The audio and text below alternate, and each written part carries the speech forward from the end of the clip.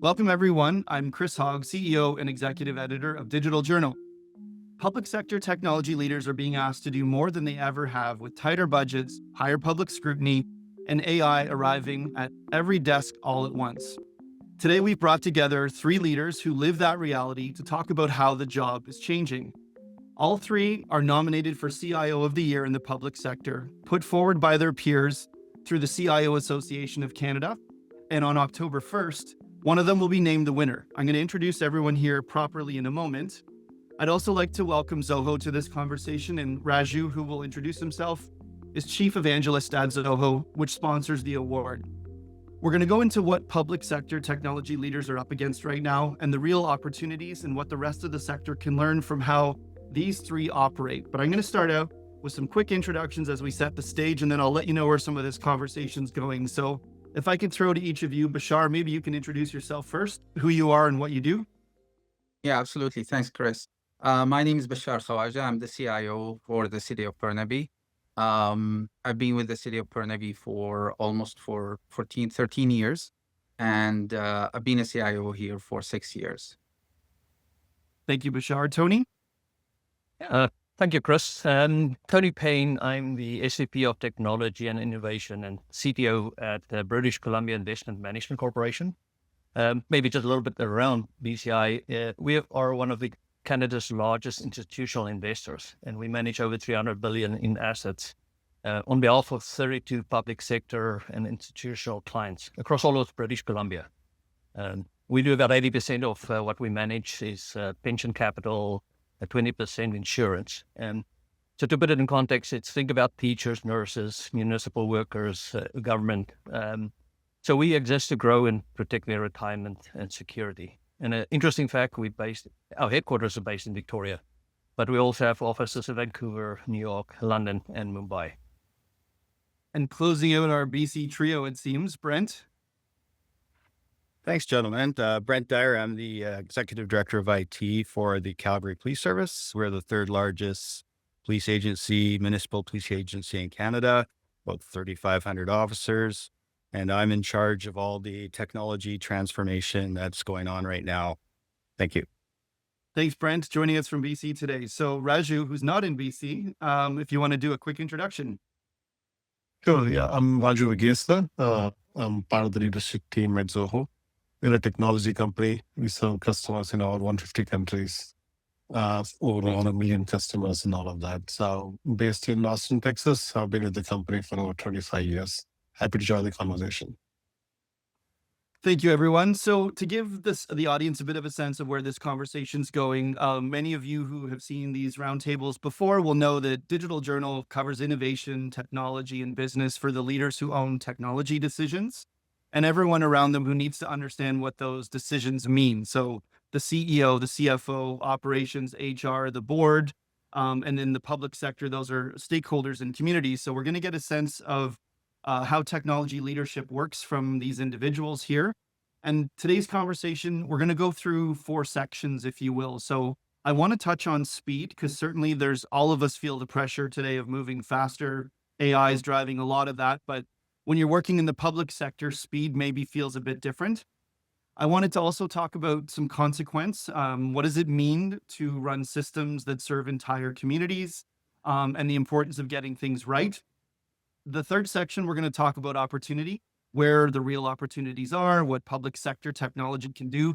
A lot of folks don't realize all the things that happen in some of your world here, gentlemen. So we're going to touch on some of that. And then we're going to close on what the work really looks like, to know each of you a little bit more. But I'm going to start out on speed, and I'll open up to you, Tony, first, maybe. We hear across the sector, it doesn't matter what kind of business you lead, that everything's moving faster, AI most of all, and the three of you work in very different environments. Tony, as I understand, something that BCI is doing, I understand that your organization has a really high penetration of AI usage. If I'm not mistaken, it's 95% or so. How did you get there? If we could start out with that, because most organizations are nowhere near that level of use. So maybe you can kick us off and talk about AI use in the public sector and how you've managed it as CIO. Yeah, Chris, a good question. And I will probably start saying how BCI, although we're in the public sector, how we different. We are an institutional investor, so we compete with Wall Street international investment firms, which means we need to move at the speed that they move. We're competing for the same deals, we focus on the public equity market. So from that perspective, we look at ourselves as competing in that space, which means we need to accelerate what we do. We need to compete with technology. We see technology as an enabler, and that's great when our CEO really embraces technology and a huge supporter of it.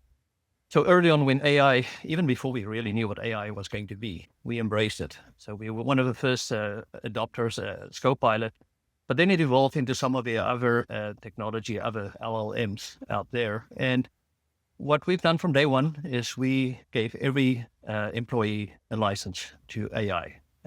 And in addition to that, we also put a team together to go around the organization, teach people. Early days, what's a prompt? How do you do prompt engineering? But then just looked at different roles, and we followed more a persona base, how executive assistants to executives to investors, how they use AI differently. Each one of them has a different business case or appetite for using it. So we focus a lot on training, empowering individuals, giving the right tools, and find problems to solve. And I think that's where it moved. It really helped everybody here to embrace, to understand how it's making their life easier, how it can actually help them make quicker investment decisions or do analytics. And I think in the end, it became natural for individuals to use the right tools and just embrace it every day. And it does help. Our CEO publicly standing in front of the organization and say how he uses it and how he's embracing it, and that people should not be fearful of it. So again, not just on AI, but if I look at everything else where we do quantum computing, any of the other systems that we are looking at, because we invest in portfolio companies, private equity as well. So we're also looking at how it empowers them and what benefits there are for them. So again, although we're public sector, because our returns help the public sector, how we operate, how we function is really in an international space. And that forces us to drive at the accelerated pace, I would say. Thanks, Tony. A quick follow-up, and I'm definitely coming back to the quantum thing because I think that's super interesting. But I've heard you describe guardrails, and I think the analogy you use is race cars and brakes. Can you unpack that a little bit? Because I think it sounds backwards until you hear how you talk about bringing guardrails in with AI. A good question. And trying to explain to people, everybody always think you have to, first of all, you must have governance. You must have oversight. If you think cybersecurity, controls, audit, all those kind of things. And then with AI, it's even an accelerated concept. So how do we empower people? How do we give them right tools? How do we set them free to do what they need to do, but at the same time manage and have oversight and control? So the example I use to explain how we approach this is, the question is, why do racing cars have brakes? And the answer is, so that the racing cars can actually go faster. It can actually have a shorter lap time. So the brakes are there, but they can generate higher speed on the straight. When they get in the corner, they can control that. So overall, the cars can actually go faster because it has brakes. So we apply the same philosophy here. We put guardrails in place from day one for AI, and that allows, so for instance, you have to have human in the loop. If it's not unexplainable, then you have to have human in the loop. If it's explainable, you can probably move human to the side. So again, each one of those guardrails, we put that in place, which allows people the freedom to experiment with AI, to use it in the day-to-day activity and really push a boundary, as long as they stay within the guardrails. So that's where that comes in, the picture, to say, as long as you stay within that, we give you freedom to move much faster. And I think that helps people to accelerate what they're doing. Thanks, Tony. Brent, I think a good segue follow-up to that is, I understand when you built AI into your working system, you built a steering committee with lawyers and privacy peoples and the people who usually slow things down, if I can say that. But an important step. So why did you go about that approach if the goal is to move fast? And maybe you could share a little bit about why you took the approach and what it delivered. Yeah, sure. So policing is an interesting business in Canada. And I would say that all police agencies across Canada face the same sort of growth issues and, public issues Bachar, I suspect you'll have sort of similar sort of regulatory things as well. So early on, it was definitely mission critical that I had all of those people that you just said slow things down typically to jump on board and understand what vision we're trying to build. Uh, Officers and detectives and all the employees of the police service, they're incredibly busy. And I can tell you that nobody is slowing down. Calls are coming in like crazy. We've got all kinds of social issues. So budgets aren't changing. And that's sort of the reason why we have to leverage technology. And this has been my platform for a number of years now. And we've formed a steering committee with those people that we just mentioned here, and it's incredibly leveraging to have those people on board and to have those people that typically slow things down. And so one of the keys to success is to actually start getting some of our lawyers and some of our FOIP experts using AI. So a lot like Tony, we have fully licensed the entire organization with a Copilot right now. And we're obviously experimenting into all kinds of other sort of AI use cases. So for example, I have police officers right now. These are street officers that are writing agents to help them in their day-to-day sort of tasks that are a bit clunky or a bit friction focused. So they are excited. I've got one excited workforce right now. And I can tell you right now, when I go forward and ask for licensing dollars and investment money to build AI out, I am not denied by anybody, by boards, by anybody. They're starting to see some of those measurements. And I think Tony might have mentioned it too. I mean, the output for police agencies, it's not so much the bottom line, and we're not investing people's money, but we are investing in safety. And so coming up with very successful sort of that return on investment, how are we measuring the use of AI has been absolutely critical. And if we get into that a little bit later, I can sort of detail how we've sort of done that with a really good story. But anyway, that's it for now, Chris. Thanks. Well, let's definitely come back to that, Brent. Also the agent thing. So we've got quantum going on in the investment space, police officers writing agents. Both are interesting. So let's come back. Bachar, I want to touch on, you and I have chatted in the past, and one of the things that you shared, it's not necessarily an AI thing, but on this theme of speed, is when you joined I know you were with the city of Burnaby before becoming CIO, but when you took over, you were 7 years behind peer cities, and you ran a 5-year modernization program that finished on time and on budget. What had to come first? Like when you take on the seat and you have to move fast and stay on budget and on time as a public sector leader, talk to us a little bit about how you manage speed and delivery in your case.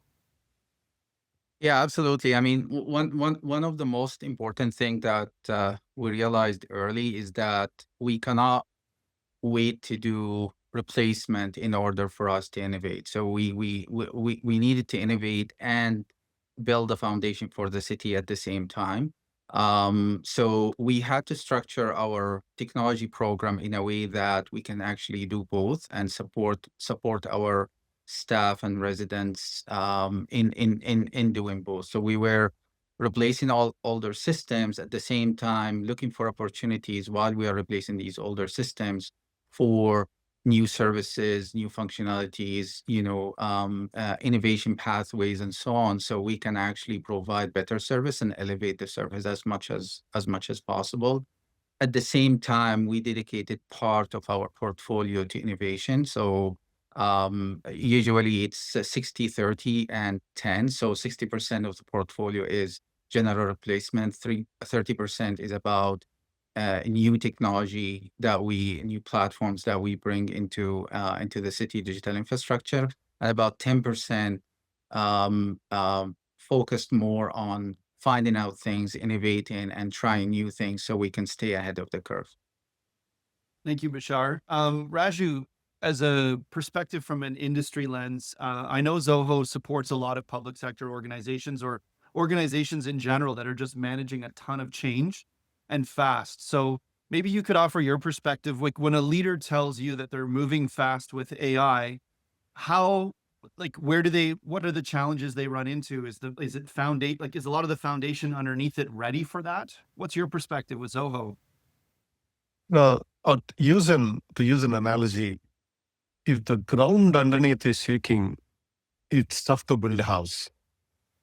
And the technology landscape currently is changing almost on a weekly basis. So it's tough to build a product, build a business model, build a service. But you have to make some concrete moves and this is where convictions come in. What is the primary goal? What are the things that you believe in? And what are the pieces of technology that you can take up to offer that service? So that's one way to look at it. The second one is, in technology industry, I noticed that it is never one innovation. It is always a string of innovations. I take the web applications. Web applications did not come one day and say, change the industry. The rise of the browser, the connectivity had to improve.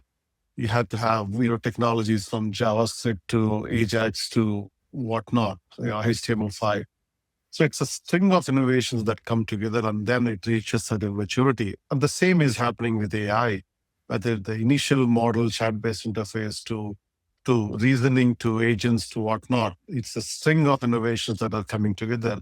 It reaches a certain threshold after which some use cases will be addressed and then you go off of those.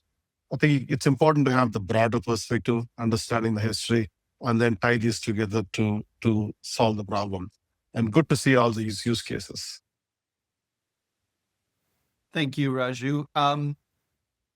If we're hitting the market fast and all of you are managing a lot of change, I want to talk a little bit about some of the consequence or what's at stake, essentially. The three of you, Tony, Brent, and Bachar, run technology that people depend on. They don't get to choose a different provider. You're leading the city, the region, a police force, and a lot of it touches residents or pensioners or someone calling 911. And it changes the job of what a CIO does, I imagine. So, Brent, maybe we could start out with you, because the human aspect of this, and I know Calgary was pretty early and went very big on body-worn cameras. If I understand correctly, there's also been live translation added so officers can understand the translation if the native language is different. Technology is one piece of that, but the other is public trust and what happens between an officer, a resident, and the legal side. That gets really complicated, and it's not a simple technology deployment, I imagine. So, how did you go about something like the body camera approach, and maybe what could other technology leaders learn from how you've integrated it? Yeah, so most certainly. So yeah, Calgary, we were the first actually to go facial recognition back in about 2015. We were the first to go body worn camera fully in Canada in 2018. And I can tell you the first initial sort of go lives were not great because we were the first. We made a couple of mistakes there along the way. However, one thing that we did get right was that public engagement piece. And it was just absolutely critical. And fortunately, Calgary's got a very, very, very good support from the public for police. It's not the case all across Canada, but we've really respected that. And whether it's your citizens or whether it's customers, it doesn't matter what kind of CEO we are. That is the most biggest part of our decision making is how do we just maintain that public trust? So very early on, lots of engagement with the public, lots of media, which is the other thing that I think, Bachar, you'll appreciate this. There's a lot of media in and around the way that cities work and how police officers work and how police agencies work. So that media engagement. Now, you've mentioned translation. So we've just gone live translation so that if an officer pulls over somebody on the side of the street, they don't speak English, then the body worn system will actually do that translation for them live. And when officers come back from the street and they mention to me that they tell me their stories about how they've been able to communicate with the public, that only it fosters more engagement with the public. So we've got incredible support because of that and because of technology. And we've been very successful with that. And it's the same with the drone program. So we've got a very early drone program going right now. And we suspect that it's going to be exactly the same. How's the people management side been, Brent? Because every technology leader watching this, you're aiming to improve a public function and an interaction, but you're also dealing with the police force who you're asking them to adopt how they work and physically augment with wearables. How did that work out? Yeah, I can tell you when we first rolled out body worn camera, there was about half of our police officers that said, I'm not going out with a body worn camera. I don't want my bosses, I don't want people seeing what I'm doing. And that we've come from that to a place now in 2026 where a police officer will not go out on shift without the technology. And this is just a huge shift. So the body worn camera exonerates a lot of police officers that get accused of things. And so that trust, again, I come back to that theme of trust, huge. And the public love that. Public love body worn cameras because it keeps that interaction managed and auditable. Police officers like it because now it controls a little bit about how the public treats police officers as well on the other side. So incredible use of technology there, and we're going to continue that. Thank you, Brent. Bachar, I want to throw to you here. A lot of the public sector innovation and public sector integration of technology, I've heard you say things that make a ton of sense, that ultimately technology struggles come down to three things. It's funding, it's ownership, and it's governance. And when you work in the public sector, it's not always clear. There's not necessarily going to be a consistent policy on who pays for software modernization, for example, or who owns it, or who's accountable for keeping it current. You delivered when you became CIO, you delivered your first 5-year program on time, on budget, despite those things. So can you talk to us a little bit about how you manage the process or this innovation when funding, ownership, and governance isn't always clear who owns it, even if you're the CIO leading it? Yeah, so I'll go back to what Brent said. Really, is building trust is essential. I mean, you have to build trust. You have to earn the right to make the changes that you want to make across the city. So, when you go to a department and say we want to change the system, you're not gonna get yes right away unless you actually earn their trust and earn their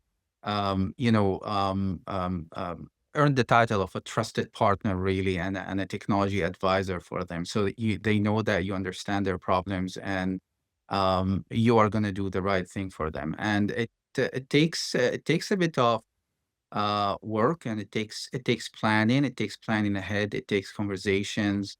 It takes a different approach to technology itself. So you wanna be ahead in the conversations with the departments, also with residents, really building that trust, communicating to residents early about what's being done and why, and what they will see in the next year or so in terms of emerging technology that will help them.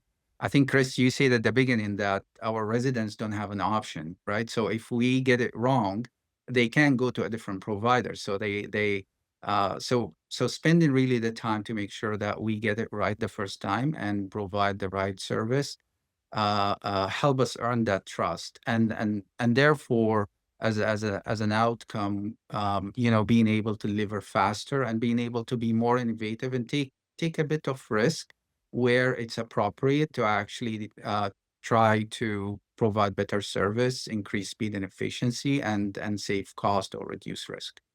Bashar, you also made it a very clear priority to put residents first.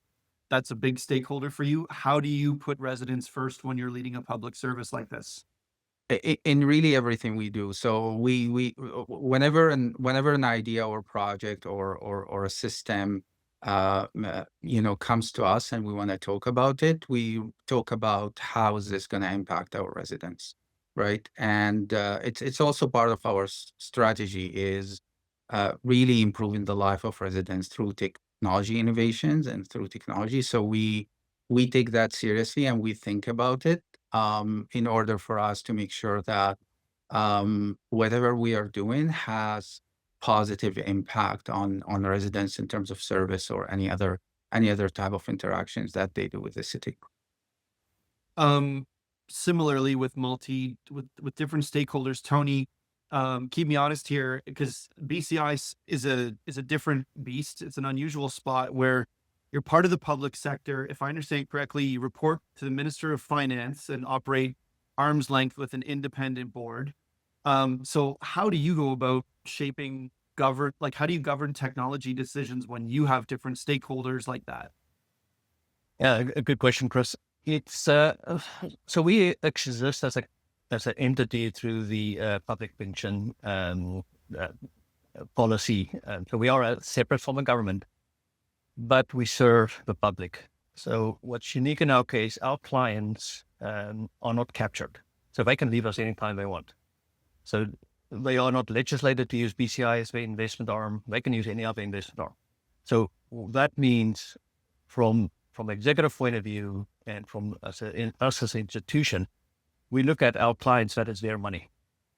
So it's not our money. We use their money to invest, to generate returns that they can generate pensions in the future for BCI pensioners or the public sector employees. So that's a noble focus that we always have. So really the clients that I'm serving, so from a technology point of view, being inside BCI, is our stakeholders. And that's what I've done from day one, is building a partnership with each one of the head of departments. Technology cannot go at it alone. Excuse me.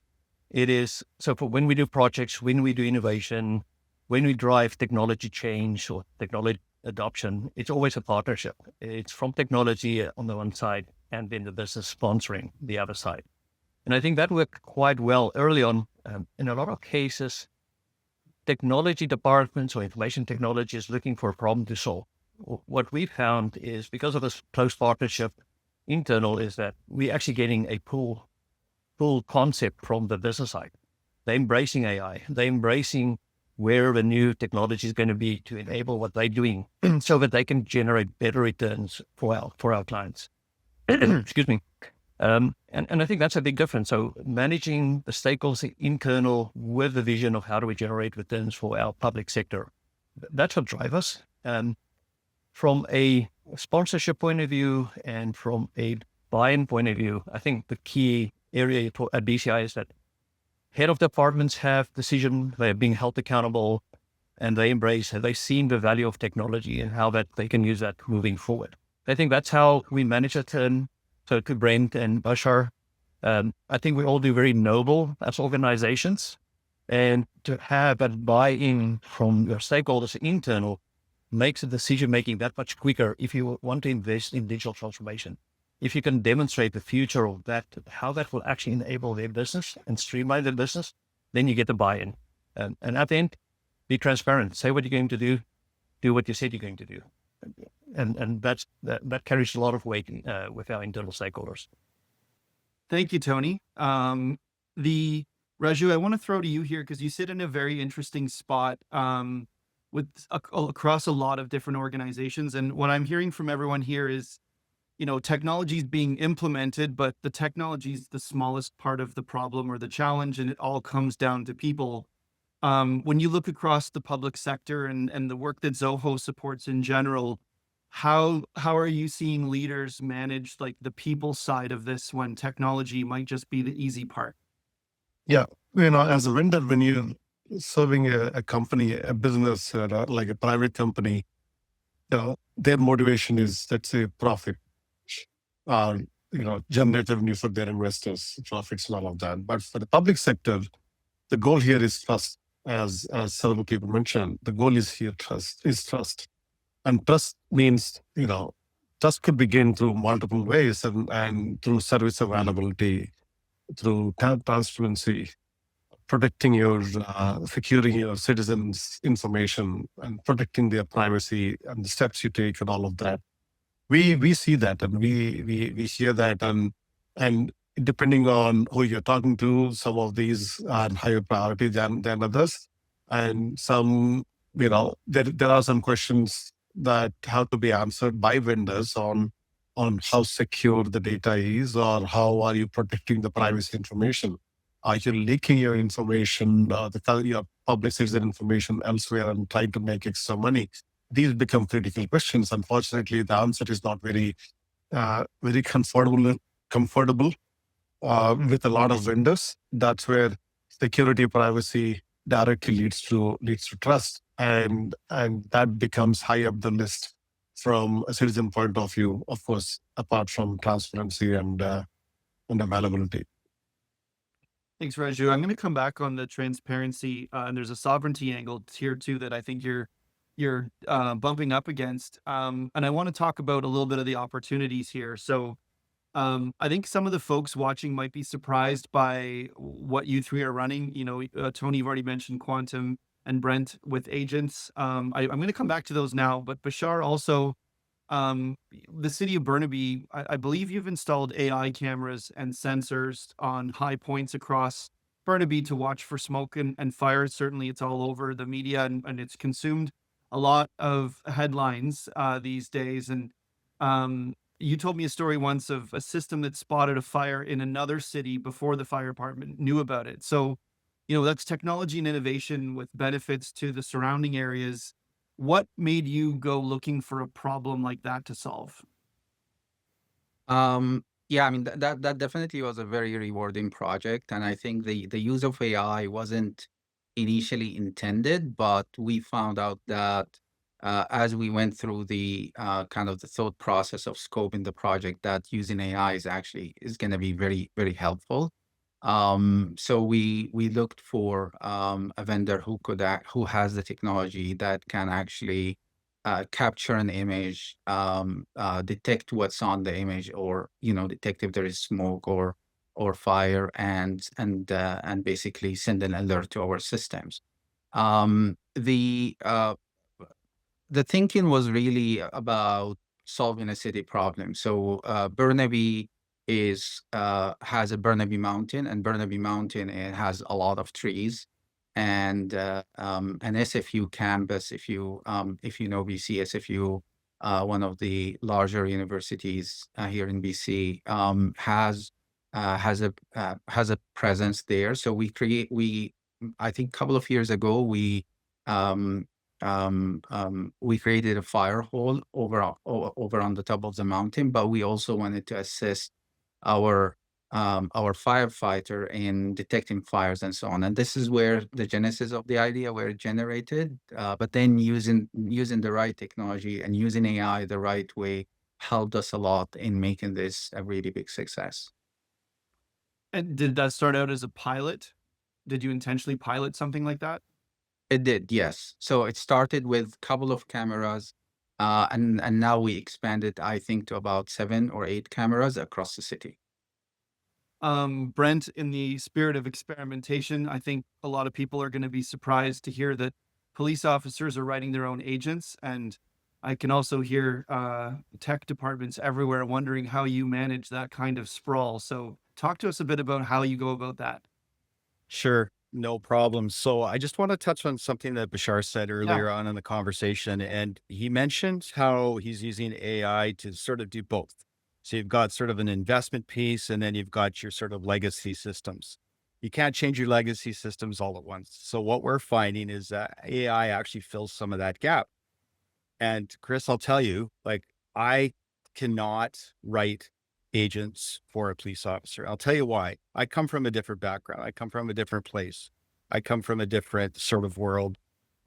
That could be said about a lot of the technology folks. The people closest to the problems, sounds cliche, but the people closest to the problems have the most vested interest in actually solving some of their issues.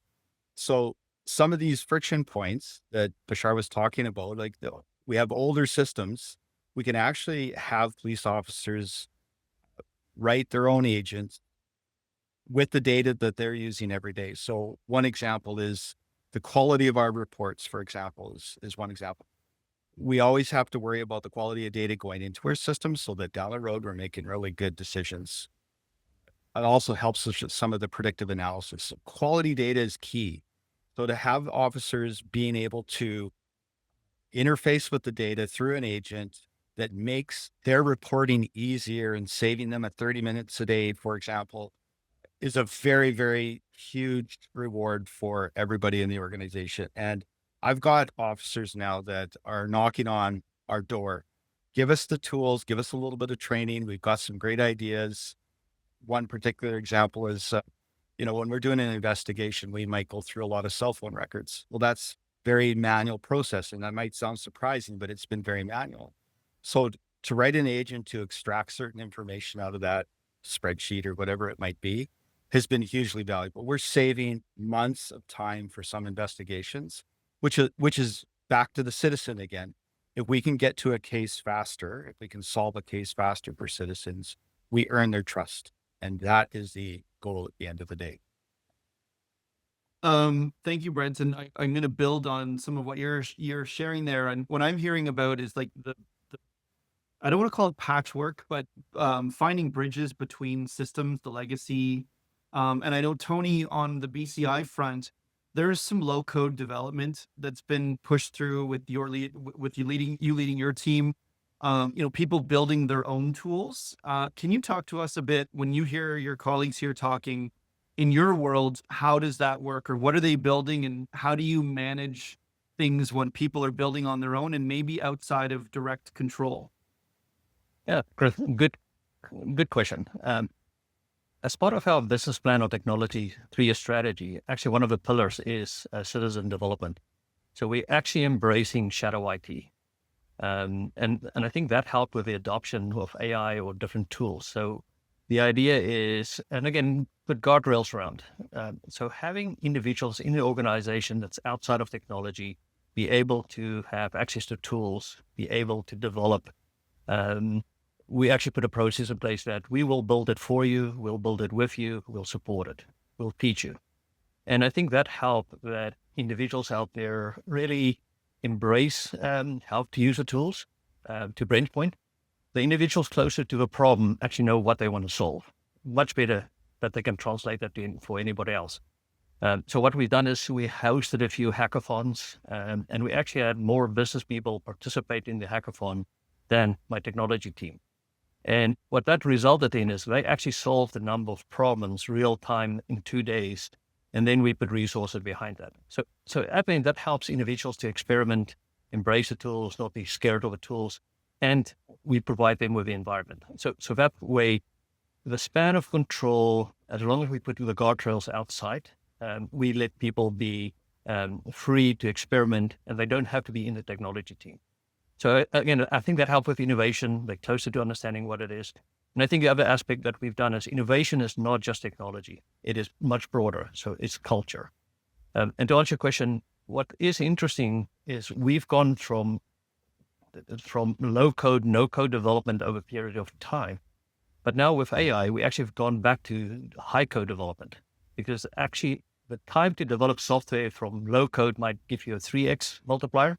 We're using AI now, doing high code. We actually get a 10x multiplier. So people that would take 6 weeks to build a system, build it now in 72 hours. So again, from that experimentation, it really accelerate where we're going in the future. And on the quantum front, I have to know, what are you doing with quantum? So we always look at the risk side. How do we control something? But where's a business opportunity at the same time? So quantum computing, I think everybody's heard of PQS, post-quantum secure. Harvest now, decrypt later. So from a security point of view, we are concerned, and we actually have a program in place where we're looking at how do we make sure that all our systems, including our third-party vendors, are post-quantum secure ready. So that the day that quantum computing becomes mainstream, that it is secure, that the tokens and the encryption keys can't be broken real time. So we're focusing on being ready for that day. And people keep on moving the date. It was 2050, then 2035. Prediction now is 2029, that post-quantum secure might be the day that you need to be ready for. So we're looking at threat actors right now by harvesting databases. Because they know when quantum computing is going to be there, available, they'll be able to decrypt that. So that's the one aspect why we're pushing this, working with our different departments, is to say, how do we get post-quantum secure and ready? The alternative is we're looking at what's a business opportunity. So from our quantitative investment team, as an example, we're doing a POC with them, is they can only do a small number of portfolio analysis and predictions and follow different vectors in the market because of compute power is just not adequate. So through quantum computing, we're looking at how can we provide that compute power with different algorithms that they actually can do the full population of our investments and look for different scenario planning. So quantum computing, again, it's early days, but we're looking at both aspects. Make sure it's secure, but at the same time, what's the business proposition and how will we be able to embrace that? The outcome in the end is better returns for our clients. Thanks, Tony. Raju, I want to pick up on the data side because a lot of this touches data. Public sector organizations are putting AI into places where data is highly sensitive. From the Zoho perspective, working in public sector across Canada, I know Zoho runs its own Canadian data centers. What are public sector organizations asking Zoho about data sovereignty right now? We hear it come up all the time, but what are you getting asked of by technology leaders? They're asking obviously about data residency, primarily, data within Canada, and which is fair. But I do educate them saying that, hey, data residency only solves a portion of the problem, not the entire thing. To use an analogy, think of data as a book. You're saying, hey, book has to be in the country.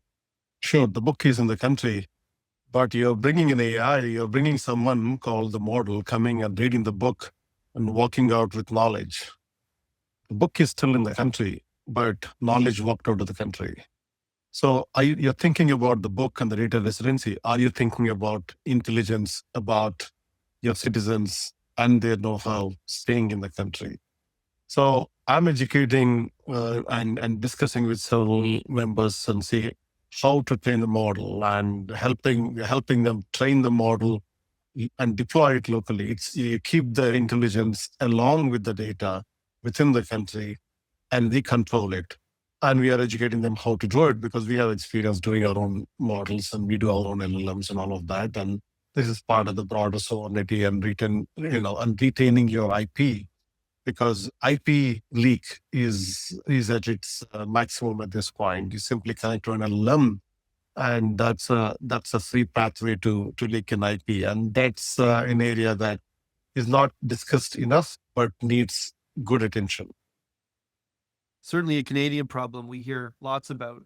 Thanks, Raju. So as we look to round out this discussion, I want to wrap up with some thoughts from each of you here on some of what the work really looks like. Close in on maybe what people don't see behind, the headlines and the technologies you've deployed. And a lot of the job, as I keep hearing here, is about people, and technology is a component, but the part that nobody puts into your job titles is all the things that happen in between. So Bachar, maybe I can start with you.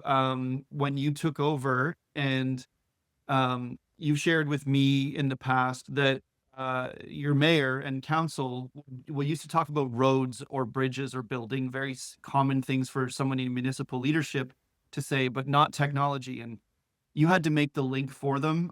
You ran workshops with council and senior leadership as part of your digital strategy. When you look back on that, what did you learn about explaining the work of a CIO to people who don't live it? Any takeaways you could offer? Yeah, for sure. I mean, I'll use similar analogy in terms of roads. Like nobody cares about water pipe until it basically bursts open, and it's the same thing with technology. So I think a lot of the conversations that we really had about how to modernize the city's infrastructure when things are working. So does that mean that they are actually working the right way and they continue working like that, or how do we modernize? And I think just helping our leadership team, our mayor and council, really make that connection and understand that the decisions that we make are 5 and 10 years decisions. They are not really short-term decisions, and therefore that the investment that we're making needs to match that level of decision making. If we do things quick and they're gonna you're going to be priced later on. Basically, you're going to, it's a loan basically, and the interest rate is high. So you're going to come back and have to do things again later on. So we have to be, we're very careful with our decisions and how we build on top of what we have done. And we keep these conversation goings all the time and making sure that, at the end, our council and mayor are making those decisions. So we owe it to them to make sure that we give them all the information they need to make those decisions the right way and support the work that we do. One thing you've said also that I appreciate is that 80% of your job is communication. And you explicitly do informal conversations with people before there's ever a project meeting. Why does that order matter? Yeah, as I said before, the conversation that we have is not really about the technology. Like, our job is to make sure that we translate complex technology problems into a language that, our council, mayor, and our leadership team can understand and can actually make decisions on and support us in how we do the work. So for that to happen, you do have to be proactive as you can. And it's part of the theme of building trust and making sure that the technology work is appreciated and it's understood, and it is not, IT is not an order taker, but rather than, a strategic partner, and can help the city solve its problems by making the right decisions. Thanks, Bachar. Tony, you kind of use similar language, and your advice, if there are other technology leaders watching what you've done, you talk about don't be a techie and speak the language of the business, kind of to build on what Bachar is saying. What changes have you seen when you start working that way, speaking the business language first? Yeah, I think for technologists or head of technology, our biggest challenge is we always need to have two hats that we wear. The one is you have to be the technologist. You have to drive change. You have to see what the next future technologies that are coming down the pipeline. Use example, if you on a canoe and you don't paddle, you're going to drift down river. So you always want to focus on what's the next technology. How will it enable the organization or the firm to move forward? How will it enable your people? So from that perspective, you need to bring the technology aspect to the table, but at the same time, you need to be the listener. You need to understand it from a business, to Bachar's point. People don't care about technology. They care about what the outcome is, what the capability is. So you need to be able to take your technology vision, translate that into business terms, business problems, business outcomes, and be able to be a good listener, to understand and build that partnership with the business, to understand their problem, their opportunities that they see, then translate that, and then overlay the technology aspect to that. And then if you put that all together, our biggest role is change agents. Every technology we bring in, any technology we changes the environment, it changes the people, it changes the people's jobs, how they function. And people are fearful of that. So this is where you, from a technology point of view, need to over-communicate in non-technology terms so that people get to understand what it means for them and to them and how it will translate into the future. And I think tying that all together is being the great partner and approach it from a partnership perspective with every department outside of technology.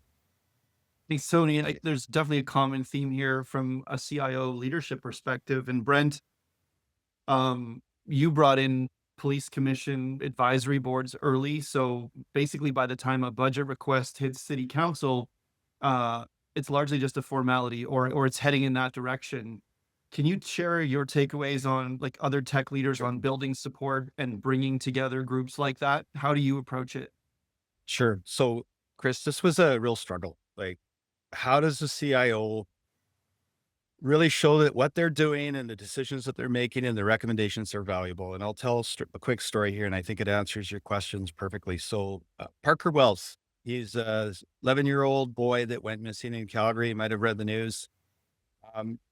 Autistic boy walked away from his care home, and obviously a massive search ensued. And I can tell you, I was incredibly proud because this particular investigation, this particular search, leveraged technology right from the very beginning, and everything from drones and mapping systems, AI mapping systems, to data analytics, to video analytics, to help find this boy. And this went on for 13 days. And unfortunately, Parker was found inside a series of sewer pipes that no one ever thought that he would go in there.